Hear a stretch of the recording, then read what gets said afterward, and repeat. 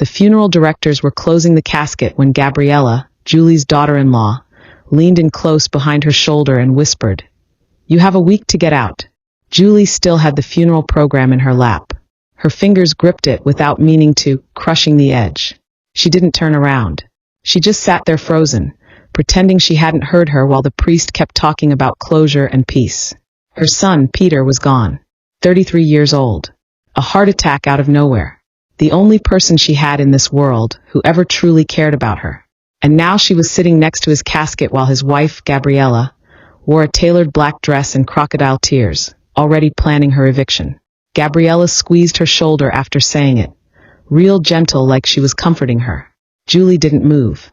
Gabriella stood up and walked over to greet a new guest. "She's been so strong," someone said behind her. "Losing a husband at her age, I can't even imagine." Julie wanted to laugh, but her chest just burned. She stayed quiet through the service, through the final prayer, even when people started heading toward the reception hall.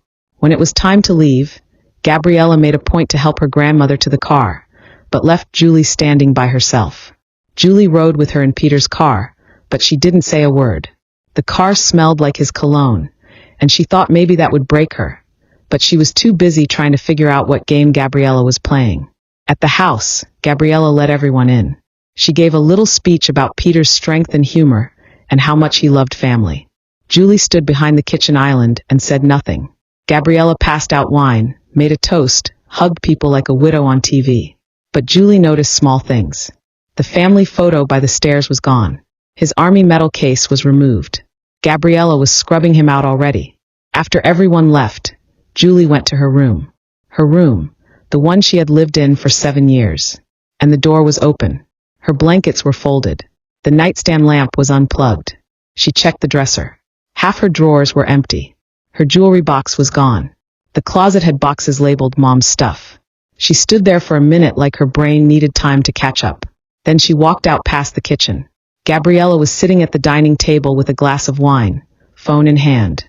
She didn't look up. Julie cleared her throat. "Did you move my things?"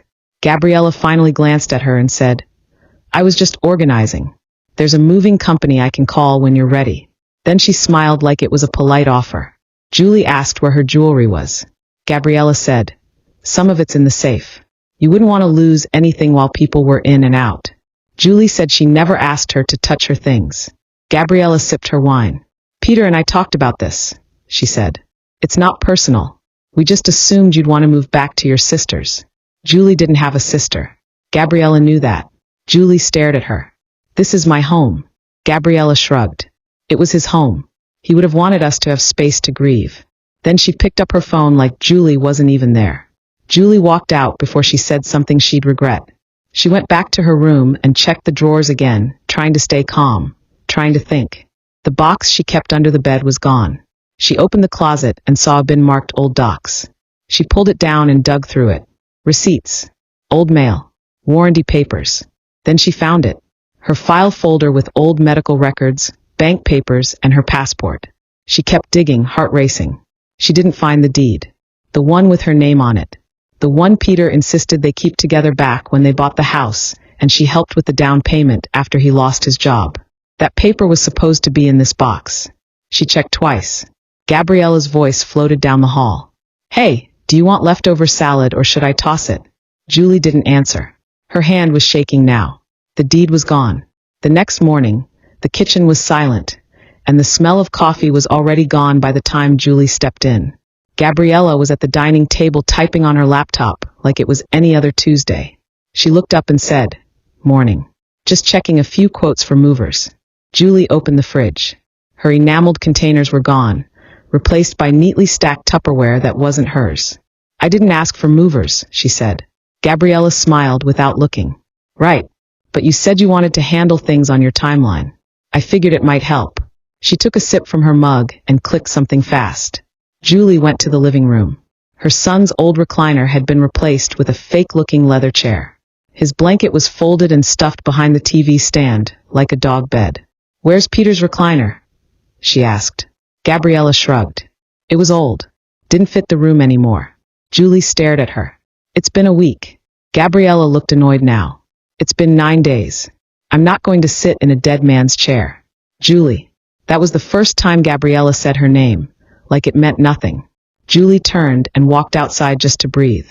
She sat on the porch steps, pulled out her phone, and called a lawyer Peter once recommended back when they were updating their wills. The secretary said he could see her that afternoon. Julie didn't tell Gabriella where she was going. She just left. The lawyer, Mr. Smith, remembered Peter immediately. Solid guy, he said. I'm sorry. Julie told him what was happening. How Gabriella claimed she had to leave, how her name had been on the deed, how the document was missing. He asked how long she had lived there. 7 years, she said. Since they bought it. He asked if she had any written record of paying into the down payment. She said she used a cashier's check. She still had the receipt. His eyes lit up. Then we may have something. Julie asked him to explain. He said if her name was on the deed and she had proof of contribution, Gabriella couldn't force her out. Not legally. He told her to find that cashier's check and, if possible, the original purchase paperwork. Julie thanked him and drove home with her hands gripping the wheel too tight. Gabriella was on the phone when Julie got back, pacing near the hallway. No, she doesn't know anything, she said into the phone, lowering her voice when she saw her. It's handled. Julie walked past her and went straight to the attic. Peter had kept boxes up there from before they were married. Old school files, taxes, moving documents. She climbed up, heart pounding, and started pulling boxes open. Dust was everywhere. She found his university box, his military records box, then one labeled home purchase. Her breath caught. She pulled it out, sat on the attic floor, and started flipping through it. Closing statements, home insurance, bank loan approvals. And then there it was, a manila envelope marked final deed. She opened it and stared. Her name. Her signature. His. Dated, notarized, filed. She sat there for a second, letting it sink in. Gabriella was bluffing. She either didn't know or she knew and hoped Julie didn't. She tucked the folder into her coat and climbed down. Gabriella was standing at the bottom of the attic ladder. Looking for something? She asked, eyebrows raised. Julie looked her in the eye. Just some old paperwork. Nothing important. Gabriella smiled tightly. That's good. I wouldn't want you to get stressed. Then she turned and walked toward the kitchen like they hadn't just had a silent showdown. That night, Julie made copies of the deed and scanned it into her email. She created a folder labeled for lawyer only. She wasn't stupid. Gabriella thought she was ahead, but now Julie had leverage. She just needed to move carefully. Around 9 p.m., Gabriella came in with 2 glasses of wine and said, I figured we should talk. Clear the air. Julie took the glass but didn't drink. Okay. Gabriella sat on the couch across from her. I know things have been tense, but Peter always said this house was for us. For our future family. Julie said nothing. Gabriella looked down at her glass. I don't want it to get ugly. I just want to move forward. Julie stared at her hand. Left ring finger, still wearing his wedding band. Gabriella looked up. You understand, right? Julie asked. Have you spoken to a lawyer? Her face twitched. No, I didn't think it was necessary. Julie smiled. Maybe it is. Gabriella's eyes narrowed for a second. She took a sip of wine. Are you threatening me, Julie? Julie smiled back. No, just thinking out loud. Gabriella stood up slowly. I hope we can do this the easy way. Julie nodded. So do I. Gabriella walked down the hall, glass still in hand. Julie waited until she was out of sight, then pulled out her phone and checked the scanned deed one more time. Her name, clear as day. Gabriella thought she had her boxed in, but she didn't know what Julie had just found upstairs. The next morning, Julie printed 2 copies of the deed and tucked them into a sealed envelope marked with her lawyer's name. She dropped it off at his office without calling ahead, told his assistant it was time sensitive, then walked out before she could ask questions. Back at the house, Gabriella was in the garage clearing shelves like she'd already moved on from grief. She looked up as Julie pulled in. Hey, she said casually. Just getting rid of junk. Hope that's okay. Julie nodded and walked inside, pretending not to notice that Peter's fishing gear was gone. She went to her room, opened the top drawer of her nightstand, and found it locked. That drawer had never had a lock. She got a flathead screwdriver and pried it open. Inside, her prescription bottle was gone. So was her small cash envelope. Gabriella was sending a message. She wanted Julie to know she had no privacy left. Julie sat on the bed and breathed through her teeth until the burn in her chest passed. Then she did something she hadn't done since Peter died. She opened his filing cabinet in the office. Third drawer down, she found a folder labeled refinance options. Inside were newer mortgage statements with both their names, dated less than a year ago. That mattered. Gabriella hadn't been added. Not even after the refinance. Julie snapped a photo and backed it up to her cloud. She heard Gabriella's voice in the hallway, talking to someone on speakerphone. Yeah, she's still here. I know it's awkward, but she doesn't have any real claim. A pause then. No, her name's not on the current utilities or tax bills. It'll be fine. Julie stepped into the hallway and made just enough noise for Gabriella to know she heard. Gabriella turned fast, eyes wide. Everything okay? She asked. Julie said, You really should be careful what you say in this house. The walls are thin. Then she went back to the kitchen and started making coffee like nothing had happened. The rest of the day, Gabriella stayed out of her way. Around 6 p.m., Julie walked past the living room and saw Gabriella had replaced the family portrait with a landscape print. Blue mountains and empty snow. No people. Julie stared at it longer than she meant to. That night, Gabriella ordered Chinese food and left Julie's in the bag on the counter. No note, no courtesy. Julie took the food, closed her door, and locked it from the inside with the door wedge she'd kept since last week. She wasn't taking chances. At 2 a.m., she heard footsteps outside her room. Slow, deliberate. She got up, pressed her ear to the door. No knock. Just a pause, then retreating steps. In the morning, the alarm clock was flashing. The power had gone out for exactly 1 minute. She checked the circuit breaker. All switches were fine. She didn't say a word to Gabriella at breakfast. Gabriella offered her coffee like nothing had happened. Julie declined. Then she went back to the lawyer. This time she sat down across from Mr. Smith and handed him the photos, refinance documents, and deed copies. He reviewed them one by one, nodding. She has no legal standing, he said. Her name never appears, and you've contributed both financially and residentially for over 7 years. If she tries to evict you, she'll lose. Julie asked if she could file preemptively. He nodded. We'll draft a notice of shared ownership and prepare a legal response to any false claim. If she serves you anything, we respond immediately. She asked about her risk. He said, Only if you lose your documents. Keep them safe. And stay calm. Julie drove home with a new kind of silence in her chest.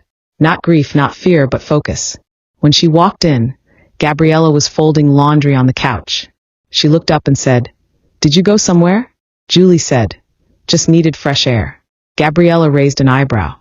You seem confident all of a sudden. Julie smiled and said, I just remembered something important.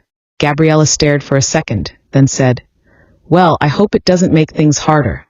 Julie opened the fridge and saw her labeled food was back. Same handwriting. That night, she heard Gabriella in the guest room talking on the phone again. Yeah, she's acting weird. I might need to move up the timeline. Another pause.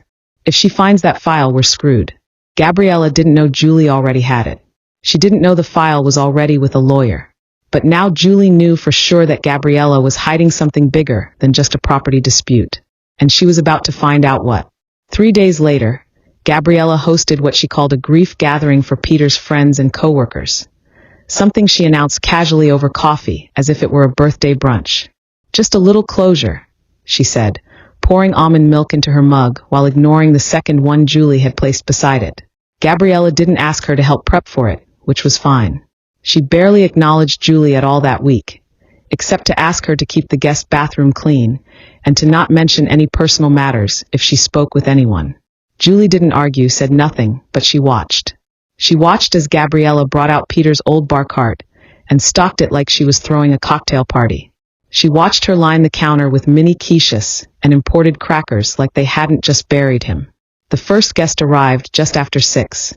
It was Peter's friend Johnson from work. He gave Julie a long hug and whispered, He talked about you all the time.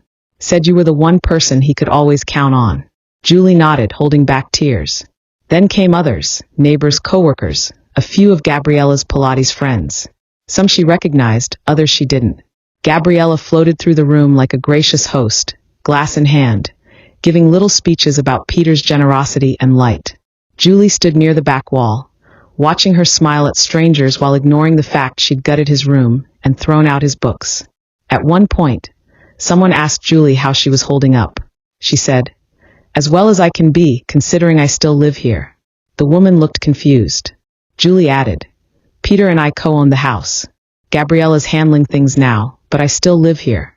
The woman's eyebrows lifted. "Oh, I thought she said it was hers." Julie smiled politely. "Easy mistake." An hour later, she caught Gabriella watching her from across the room. Her face was still smiling, but her eyes had changed, tight and assessing. Gabriella came over when things quieted and said, "Can I speak to you for a moment?" Julie followed her into the hallway. Gabriella shut the door behind them. "Are you trying to start something?" Julie said. "I answered a question honestly." Gabriella stepped closer. "Don't play cute, Julie. These people don't need to hear about paperwork." Julie folded her arms. "Then stop lying about it." Gabriella stared at her hard, then composed herself. "Look, this is delicate. These are people who cared about Peter. They're here to support me." Julie said, "Then maybe don't throw a wine mixer in the house you're trying to erase him from." Gabriella's face flushed. "If you don't want to be here, you're free to leave." Julie smiled. "Oh, I'm not going anywhere." Gabriella leaned in close, whispering just like she did at the funeral. "You think you're clever, Julie, but you don't know how this works. I'll make sure you regret staying." Then she walked out with that same polite expression and greeted the next guest like they hadn't just hissed threats at each other in the hallway. The rest of the evening, Julie stayed quiet. She watched. She listened. She noticed one guest, a man in his 40s with a shaved head and designer coat, kept looking at her like he was trying to place her. He spoke briefly with Gabriella near the hallway, then left early. Something about the way he moved, cautious and low-voiced, stuck with her. After everyone left, Gabriella cleaned up silently. Julie offered no help. Gabriella didn't ask. At midnight, Julie walked past the guest room and saw the manila folder in Gabriella's open tote bag. It hadn't been there earlier. Julie stepped back into her room, grabbed her phone, and took a silent photo through the crack in the door. The folder said, "Copy's backup plan." That night, she waited until she heard the shower. Then she stepped into the hallway and opened the tote. Inside were multiple folders. One marked House Timeline, another labeled E-Signatures 2023. She didn't take anything. She just photographed. One file had a screenshot of a will with a digital signature she didn't recognize. The bottom corner said, "Filed March 4th. Peter had died February 2nd. He hadn't signed anything in March." Julie stood there, breath frozen, as the water shut off. She moved fast, closed the bag, stepped back into her room, and waited in silence as Gabriella passed the hallway, humming, wrapped in a robe. Julie's hands were still shaking. But now she had more than just a deed. She had proof Gabriella was trying to forge control. Something bigger was happening here. And tomorrow, she was going to dig even deeper into whatever E-Signatures 2023 was supposed to cover. Julie woke up the next morning to the sound of sniffling in the kitchen. Not loud sobs, just a soft pattern of quiet crying that seemed meant to be overheard. When she walked in, Gabriella was standing by the sink in her robe, holding a crumpled tissue and staring out the window like she was in a soap opera. But as soon as Gabriella noticed her, she turned around and wiped under her eyes with the edge of her palm. She forced a smile, like she was being brave for someone, and said, "I'm sorry. Sometimes it just hits me all over again." Then Gabriella placed a hand on her belly, not dramatically, but just enough that Julie noticed. And she froze because that was new. Gabriella looked up and said softly, "I didn't want to say anything until I was sure. I'm pregnant, Julie." For a full 5 seconds, Julie couldn't speak, couldn't move, because it didn't make any sense. Not after everything she had seen, and not with the timing. She asked, "How far along?" Gabriella replied quickly, 8 weeks. Maybe 9. That snapped everything into place, because Peter had been dead for 10. Julie just stared at her, trying not to show the alarm tearing through her chest, while Gabriella walked over and placed a sonogram photo on the table like a trump card. Julie picked it up, turning it slowly. She noticed the corner, Gabriella's name, the clinic, and the date printed in clean black type. Not 10 weeks ago, but 4. That was the moment Julie realized the pregnancy had nothing to do with Peter at all, and everything to do with control. Gabriella said, "I used a donor. Peter and I had talked about it, just in case. He wanted me to have a piece of him." Julie knew in that second it was a lie. Peter would have told her something that major. She looked at Gabriella and said nothing. She just handed the photo back without reacting. Gabriella added. I hope you understand now why it's so important for me to have stability, for the baby's sake. Julie realized then that Gabriella was setting up a sympathy story, something she could use in court if it came to that. The grieving widow expecting a child, and being forced to share a home with an unstable mother-in-law. Julie nodded slowly and said, That changes things. Gabriella's whole face softened, like she believed Julie was folding, like her little performance had worked. But the second Gabriella left the room, Julie grabbed her phone. She pulled up the photo she had taken of the document in Gabriella's bag and matched the sonogram date with the file date. 4 days apart, both from the same week, both planted like evidence. She forwarded them to Mr. Smith with a short message. We need to talk. Within an hour, he called her back and said, This actually helps us. If she's claiming dependency or emotional hardship, we can force her to show medical records and timeline consistency. Julie asked, What if she faked the entire thing? He said, Then it's fraud. And if you keep documenting this calmly, we'll win before it ever reaches trial. Julie said, She's trying to bait me into reacting. He replied, Then don't. And she didn't. She kept quiet. She cleaned the bathroom. She folded laundry. She smiled when Gabriella made little comments like, This baby's going to need so much space, or, It's going to be hard raising a child in a hostile environment. Each time, Gabriella looked at her like she was checking how close Julie was to snapping. Julie just nodded and kept her mouth shut. Until that Friday. That was when she got an envelope slid under her door. It was in a manila folder marked urgent, 48 hours notice. Inside was a typed document, clearly not court-filed, stating that she had 48 hours to vacate the property due to emotional instability and personal threats. Julie sat there staring at it, heart pounding. Not from fear, but from how sloppy Gabriella had just handed her a lie she could crush with one email. As she reread the document, she noticed one final line at the bottom that made her skin crawl. Failure to vacate will result in law enforcement involvement and potential elder neglect claims. That was it. That was the card Gabriella had decided to play. She was going to paint Julie as a dangerous old woman in court, unstable and violent, even though she had done nothing but make toast and fold towels. Now Gabriella was forcing a move, triggering a panic, hoping Julie would run before she fought back. But Julie knew what she had to do next.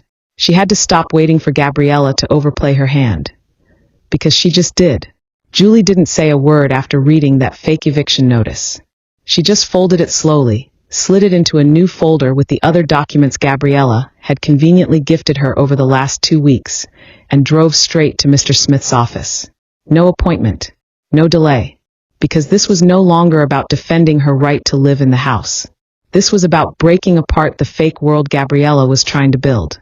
When Julie sat down across from him and handed over the newest file, Mr. Smith's eyes scanned the last line. He actually chuckled, not out of amusement but disbelief, and said, She's threatening you with elder neglect charges while you're the one being emotionally harassed, documented, and financially gaslighted. Julie told him everything. She told him about the fake pregnancy timeline, the IVF clinic label, the donor date, the staged photos, the phone calls she overheard at night, and the conversations she had baited Gabriella into, without ever raising her voice. Mr. Smith said, We're beyond civil conflict now. This is pre-fraud litigation territory. And if she's altered financial documents or used your identity in any way, we could be looking at criminal charges. Julie asked, What's the fastest way to prove it? He said, We request a discovery subpoena on her digital records, emails, text logs, medical submissions, banking. She asked, Will a judge even grant that? He replied, If we show the forged eviction, pregnancy inconsistency, and misrepresentation of the deed ownership all documented, we don't just have a case, we have leverage. Julie sat there, breathing in the fact that for the first time since Peter died, she wasn't just surviving anymore. She was about to flip the script on the person who thought she could erase her. On her way home, she stopped at a print shop and ordered 3 bound copies of everything. The deed with her name, the refinance record, the ultrasound photo with the false date, the text of the eviction threat, and the names of every person who saw Gabriella try to rewrite the house's history during the grief gathering. She labeled the binder spine case file Gabriella, then put 1 copy in her safe deposit box, 1 at Mr. Smith's office, and 1 under the floorboard of her closet, where Gabriella wouldn't find it even if she tore the place apart. When she came home that night, Gabriella was in the kitchen on a video call. She wore a headset and laughed loudly, talking about some new real estate opportunity. She said to the person on the screen, "Yeah, I'll have access to the place within 2 weeks tops." Julie stood behind the wall, frozen in place. She realized Gabriella wasn't just trying to win the house out of grief or insecurity. She was planning to flip it, maybe even sell it. That meant she wasn't staying there long term. She just wanted the property rights for herself. Julie stepped into the room and made sure Gabriella saw her. She didn't say anything. She just walked to the fridge, pulled out a water bottle, and stared at her until she ended the call. Gabriella turned slowly and asked, "Do you need something?" Julie said, "Just a heads up. If another envelope comes to my door, make sure it's court-stamped. Anything less goes straight to my attorney." Gabriella blinked fast, like Julie had slapped her. Then she asked, "Are you threatening me now?" Julie replied, "You started the paperwork war, Gabriella. I'm just keeping mine legal." Then she walked out before Gabriella could respond. That night, Julie did one last thing. She opened Peter's old email account. He had once shared access with her when she helped him look for jobs years ago. The password, his favorite song lyric plus his service number, still worked. What she found wasn't much. Mostly job applications and bills. But then she saw a flagged folder marked estate. Inside were PDFs, including one labeled draft till February 2023. When she opened it, she stopped breathing. The signature at the bottom didn't match Peter's handwriting. The notary seal was cropped and reused. And worst of all, the document listed Gabriella as the sole heir and property owner, with no mention of her, even though the date was just 1 week before Peter's death. Julie printed it without touching anything else, heart pounding. She realized this was it. The thing Gabriella had been trying to hide. The file must have been buried in the folder she'd seen in her tote. And this version had metadata from Gabriella's computer name. Not Peter's. Not a legal firm's. Just Gabriella K. drafts. Julie sent the file straight to Mr. Smith and wrote, she forged his will. She didn't even flinch as she pressed send. The next morning, Mr. Smith called before she even finished her toast. His voice was calm but firm as he said, "We're filing today." That was the moment everything shifted, from quiet defense to active offense. Now they had digital proof of forgery, proof of intent to defraud, proof of legal documents manipulated with a traceable computer signature. He walked her through the next steps, one by one. Filing a motion to freeze any transfer of the property title, requesting a court review of the will, submitting a fraud alert through the probate court, placing a protective notice on the house to stop any unauthorized sale or refinance attempt. He added, "You don't have to serve her. The court will." Julie nodded, even though he couldn't see her. Finally, someone else was going to speak for her. She didn't have to pretend she was powerless anymore. Not in the house she helped pay for. By noon that day, Gabriella must have felt something shift. She started acting strangely friendly. She offered to make lunch. She asked if Julie wanted to help shop for baby things. When Julie said no, Gabriella tilted her head and asked, "Are we good?" Julie just smiled and said, "We'll see." That afternoon, while Gabriella was out, Julie got a call from a process server. He said, "We'll be delivering a set of papers later today. Do not engage." Julie said, "Trust me. I won't." She sat on the couch with the blinds open and waited. Around 5 p.m., Gabriella pulled into the driveway in her new SUV, 2 shopping bags in hand. The second she stepped onto the porch, a man in a gray jacket got out of a parked car, walked up the steps, and said her full name in a clean, practiced tone.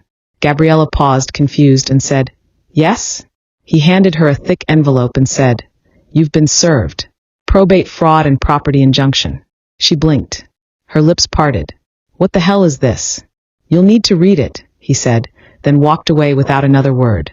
Julie watched from the living room window. Gabriella held the envelope like it had weight. She stared at the seal, then looked toward the house, toward Julie. Julie didn't move. She didn't blink. She just sat there. Gabriella came inside with fast, angry steps. She slammed the envelope on the dining table, opened it, scanned the first page, then the second. Julie heard her whisper, "No, no, no." Then louder, "She's lying. This is all lies." Gabriella turned to Julie and shouted, "What did you tell them?" Julie stood up and said, "I didn't tell them anything. The documents did. Gabriella threw the envelope onto the floor and stormed into the kitchen, muttering, "I'll fix this. This isn't happening." Julie didn't say a word. Gabriella wasn't talking to her anymore. She was talking to the world that had finally said no to her. That night, Gabriella didn't eat, didn't talk, didn't even come out of her room.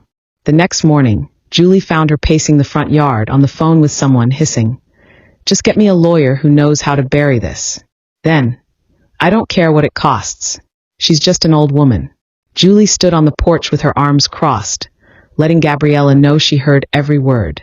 2 days later, the court date was set. A preliminary hearing to establish will validity and deed ownership. When they showed up, Gabriella walked in wearing a cream blazer and holding her fake ultrasound photo like a prop. Her attorney started with a soft voice performance about widowhood, grief, and maternal protection. But Mr. Smith shut it down with cold evidence. Side-by-side comparisons of Peter's real signature and the one Gabriella had submitted. Metadata trails from her laptop proving she had opened and edited the document herself, plus the refinancing records that excluded her entirely. Then came the biggest part. The deed in Julie and Peter's name, legally recorded, unmodified, and untouched by Gabriella in any legal form. When Mr. Smith said, "Your Honor, my client has been a co-owner of this property since day one," the judge leaned forward, reviewed the file, and said, "Counselor, this is extremely clear." Julie watched Gabriella's entire posture collapse. Her shoulders sank, her mouth twitched like she wanted to scream but couldn't. Then the judge said, "Temporary ownership freeze is lifted. Ms. Julie retains legal co-ownership. All eviction claims are void. As for the will, subject to fraud investigation." Gabriella's lawyer whispered something fast. She looked at him like he had betrayed her. Julie stood there steady, silent, strong. This wasn't a victory lap. This was just the truth finally spoken out loud. As they left the courtroom, Mr. Smith turned to her and said, "Now we wait to see if she pushes back or packs her bags." When they got in the car, Julie checked her phone. She saw an email from the court system confirming full ownership recognition status. She smiled, not out of spite, but out of relief, because Gabriella could twist stories and fake photos all she wanted. But now the law knew what she really was. The house was too quiet the next morning. Not peaceful, but charged, like the kind of silence before a storm. When Julie walked into the kitchen, Gabriella was already there, dressed in all black like she was going to another funeral. She sat at the table with her untouched coffee and a legal pad in front of her, filled with names and phone numbers. She didn't look up when Julie entered. She just said, "You think you've won?" Julie poured her own coffee without answering, letting Gabriella fill the silence with her own unraveling. "You think just because you got a judge to believe your little story that it's over?" Gabriella asked. Julie finally turned and said, "It wasn't a story, Gabriella. It was the law." That snapped something in Gabriella. She stood up so fast the chair screeched against the tile. She said, "You don't get to steal everything from me." Julie looked her in the eyes and said, "You tried to erase me from a house I helped build, from a life I was always part of. And you used a fake will and a fake pregnancy to do it." Gabriella froze, mouth open, and then tried to change the subject. "I was grieving," she said, "but it didn't land. Not anymore. The act was dead, and they both knew it." Julie said, "Pack your things. I'm giving you the same respect you never gave me. I'm not calling the sheriff yet." Gabriella opened her mouth like she was going to yell, then shut it again. She grabbed her phone and stormed out of the house. Julie sat down and sipped her coffee, finally tasting it without fear in her throat. For the next few hours, the house stayed quiet. Not just on the surface, but inside too, like the first breath after months underwater. She went into Peter's old room, closed the door, and sat on the edge of the bed. She looked at the empty bookshelf, the walls he had painted himself. She whispered, "We're okay now, baby. I promise." Then she opened his top drawer, the one she hadn't touched since the funeral, and found something she didn't expect, a folded sheet of paper. It was handwritten and signed in Peter's handwriting, dated 3 weeks before his death. It started with, "If anything happens to me, I need you to know I'm sorry." Her chest locked up as she kept reading, line after line of guilt, frustration, and regret. About how he had let Gabriella isolate him from people. How he knew she was manipulative, but was trying to fix it. How he felt like he couldn't tell Julie things anymore, because Gabriella made him feel like he had to choose sides. At the bottom it read, Don't let her take everything. This house was always ours, not hers. Do what you have to do, Mom. Julie's hand started shaking. Not from grief, but from clarity. Even in death, he had tried to give her the final word. She took the letter, scanned it into her phone, and locked it in her drawer next to the deed. By sunset, Gabriella returned with a face full of fire. She said, "You'll regret this. I'll go to the press. I'll tell them you bullied a grieving widow." Julie said, "Then I'll show them the ultrasound dates, the will metadata, and the letter Peter left me." Gabriella's face went pale like she had seen a ghost. She didn't know about that last one. She whispered, "You're bluffing." Julie said, "Try me." Gabriella turned around and walked away, slamming her door so hard a frame fell off the hallway wall. Julie didn't flinch. She just picked up the frame, reset it, and made dinner like it was any other night. While the pasta boiled, she texted Mr. Smith and said, "Found a personal letter. Strengthens motive. I'll forward." He replied within seconds. "Send. It's bulletproof." That night, for the first time in months, Julie slept with the window open. No door wedge, no backup key under the pillow, just silence and cool air. In the morning, she heard boxes being packed. By Sunday morning, the hall outside Gabriella's bedroom was lined with cardboard boxes. Some labeled, some not. Some with tape barely holding the flaps closed, like Gabriella had packed them in a hurry. Julie didn't ask if Gabriella was really leaving, because she already knew Gabriella was out of legal cards to play. Whatever bluff Gabriella was clinging to had crumbled under the weight of court documents and her own arrogance. When Gabriella came into the kitchen, she didn't speak at first. She just opened a drawer like she was looking for something that had never been there to begin with. Then she finally turned to Julie and said, "I'll be out by Friday." Julie nodded. No smile, no sarcasm, just a calm nod like it was a logistics meeting and not the end of a months-long war. Gabriella added, "You can have your house back." Julie said, "It was never yours to give." That hit Gabriella harder than yelling ever would have, because she froze for a second. Then she looked away like she wanted to spit something back, but couldn't find a word that wouldn't snap in her mouth. Julie walked past her and put the kettle on the stove. Not to be dramatic, but because she genuinely wanted tea. She had learned by now that the most powerful move she had left was not reacting, just continuing to live like Gabriella was already gone. Later that afternoon, Gabriella had 2 friends over. Loud voices in the hallway, helping her lift boxes. Julie stayed in her room while they whispered things like, "She's insane." "And how did you even live here with her?" Julie didn't say a word, because those weren't questions worth answering. The next morning, Gabriella tried one last pathetic move. She called Peter's old friend, Johnson, and left him a voicemail. She said Julie had fabricated the entire case, that Peter never wanted Julie in the house, and that Julie was using elder abuse tactics to take everything from her. What Gabriella didn't know was that Johnson had already spoken to Julie, already seen the court papers and the letter Peter wrote. He texted Julie the message right after he received Gabriella's voicemail with just one line. "She's desperate." Julie didn't respond because there was nothing else to say. By Thursday, Gabriella's car was loaded with the last of her things. Her face was pale. Makeup stared under her eyes like she had finally allowed herself to realize this wasn't just a legal loss. It was personal. It was public. And it was permanent. She came to the door that morning holding her last bag and said, "You don't have to do this." Julie said, "Neither did you." Gabriella stepped back like she wasn't expecting that answer. Like she wanted Julie to be dramatic. Maybe scream or cry or give her one more reason to tell the world Julie was the villain.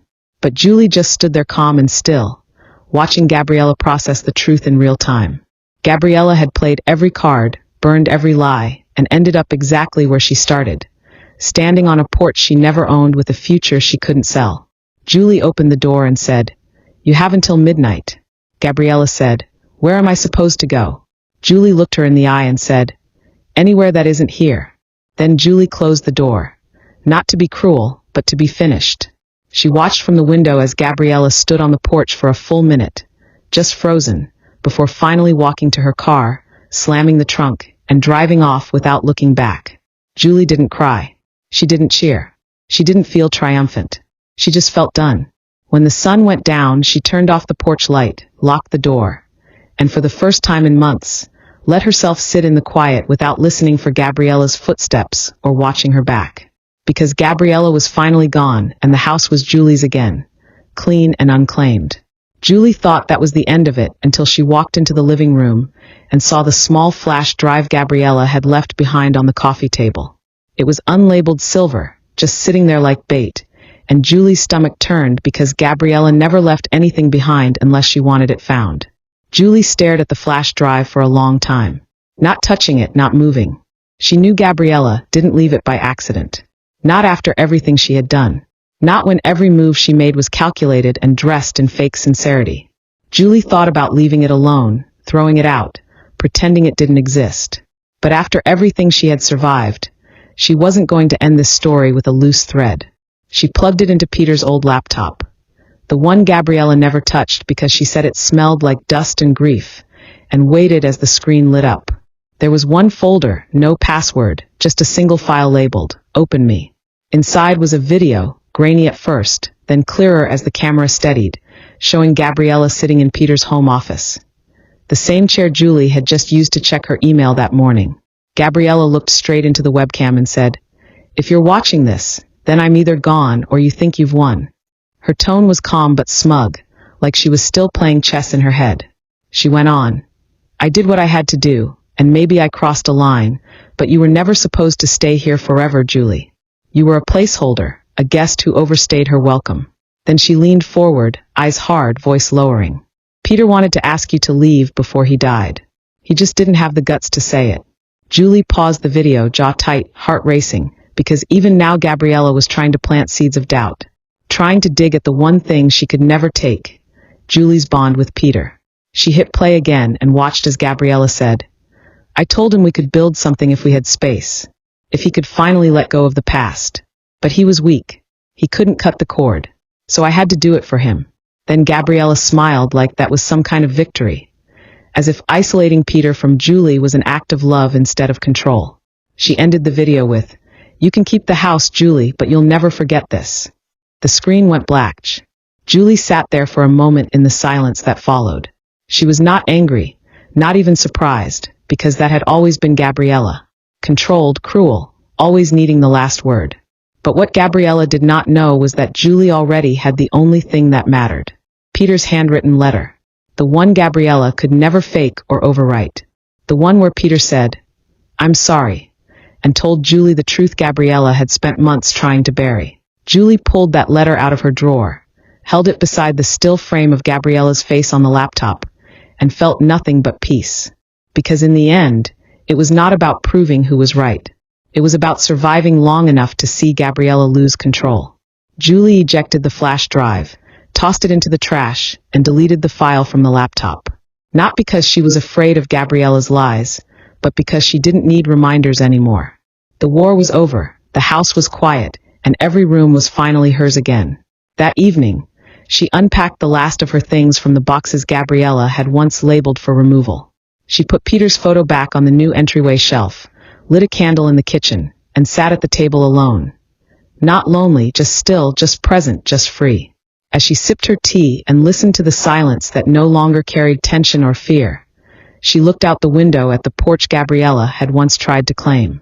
Julie whispered, "My house, my rules." She smiled because for the first time since the funeral, she could breathe in a space that belonged entirely to her.